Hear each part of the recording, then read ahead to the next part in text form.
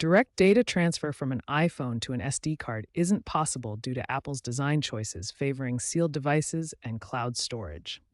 iPhones lack built-in SD card slots for security and streamlined user experience. Instead, explore workarounds for moving photos, videos, and files. Understand the limitations of transferring DRM-protected content and the importance of backing up data before any transfer to prevent loss. Apple prioritizes seamless ecosystem integration over expandable storage, using services like iCloud and AirDrop. The most reliable method for transferring iPhone data to an SD card is using a computer. Connect your iPhone to a computer using a USB cable. For iPhone 15 and later models, use USB-C. For older models, use Lightning. Once connected, use Finder on Mac or iTunes or iMazing on Windows to export your photos, videos, and files. Then, insert the SD card into your computer's card reader and copy the exported data.